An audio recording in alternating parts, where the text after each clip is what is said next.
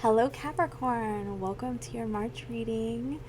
So I want to let everybody know that I'm trying to build up my YouTube channel, so please go over and click subscribe if you're watching this on Instagram. If you're watching this on YouTube, please subscribe to my channel. Thank you. And one more thing. Oh, if you receive a DM from someone or anyone pretending to be me offering a reading, just know that it is not me. I would never do that. And the only way to book with me is on my scheduler in my bio or in the description box. And yeah, so, okay, excuse me. Sorry, I have acid reflux sometimes. Okay, so Capricorn, this month you have some big energy. I'm just like sitting here like, how do I do this? So you start out with the 8th house, and the 8th house is the house of, like, the death and rebirth, endings and beginnings. It can be, sex, death, inheritance, taxes, other people's money, like that kind of thing, right? So I definitely feel like there's some major shifts for you in your life this month. But I definitely feel like it's all for the better, okay? I do want to say that. You have the Sun card, and you also have the 2nd house. So when you have the second house and the 8th house, like, they're on the same axis. Like, that's, the 8th house is ruled by Scorpio, and the 2nd house is Taurus. And so that they're opposing signs, right? And so anyway, they're on the same axis, and so I feel like you are releasing something that has to do with finances, and you are gaining something. Like, you're really starting to focus on, like, what you need, like what you want to keep, like what you what you want to strive towards, that kind of thing this month. What makes you happy in terms of finances, what needs to get out of the way, that kind of thing. There's a lot of, like, releasing energy, but also focusing on, like, what you gained as well. And I want to tell you, the Sun card came out all over your reading. So I mean, I definitely feel like happiness is on the table for you, and you could be dealing with the Leo in your life, right? If your 8th house or 2nd house is ruled by Leo in your chart, then this message may, like, specifically be for you, okay? So, all right, career and finances, I do feel like you're kind of arguing with somebody over money this month. And I just feel like you're a little bit guarded, like you're not seeing eye to eye on, like, on financial issues, I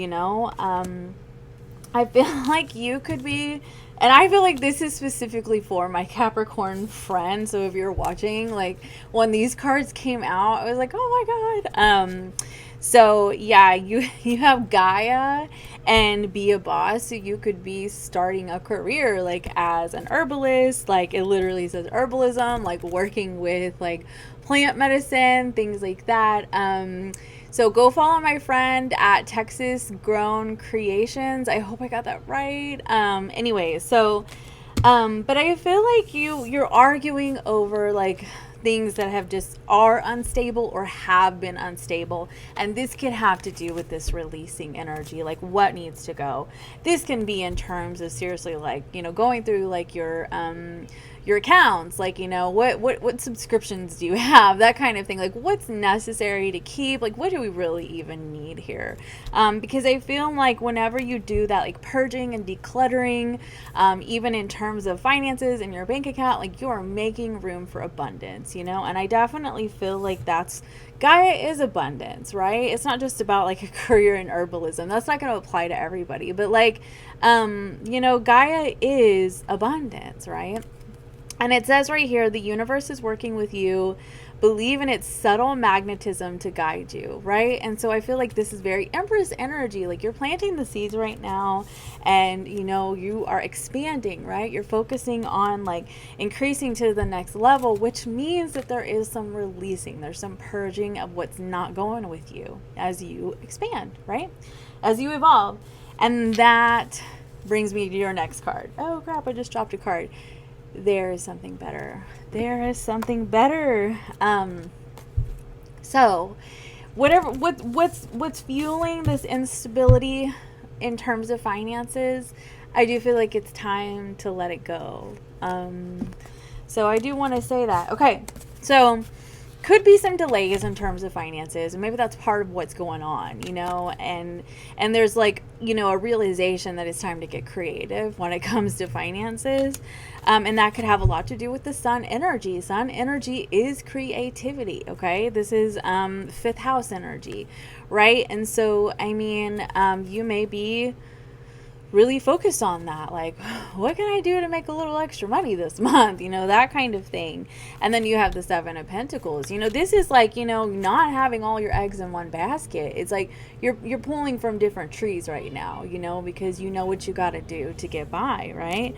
But I feel like you're not really, like, you may have been like indecisive, recently, but I feel like you're not like that anymore. Like, what needs to be done.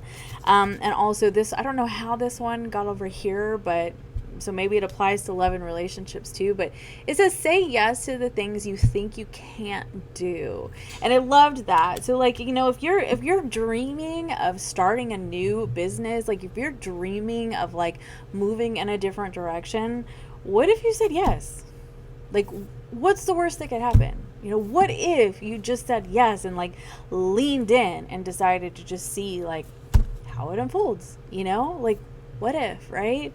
I feel like we never really know until we try, So, okay, love and relationships, Capricorn. I had to laugh because like you have 3 kings that came out in this reading, and I was like, oh my God. Capricorn, you're busy. So you start your reading out with the Empress energy, which is great, right? Like this is what I was talking about. You have Gaia, like you are really like, this is fruitful energy. This is Taurus energy, second house, also Taurus. Like this is planting those seeds and cultivating. This is cultivating them. This is loving yourself. This is knowing your worth and your value. This is, really treating yourself like the God, goddess, whatever that you are, right? Not gender specific. Yeah. So anyway, so you have this King of Pentacles. You could have like a relationship with this King of Pentacles, and it clarified it, and there was the King of Cups, and there could just be like a reconnecting or strengthening of a connection this month. That is because you have the Queen of Cups too. Oh my. That is centered around like open and honest communication. So that's nice. I do want to tell you though, you actually may have somebody else, because you have this King of Wands here. Now, you have second chances. So this, for not everybody, this is like actually about like a committed partnership. This could be somebody that you had a committed partnership with, and they're coming back through with like, baby, I love you, I want a second chance. Okay. And it could be any gender, so we'll just, yeah.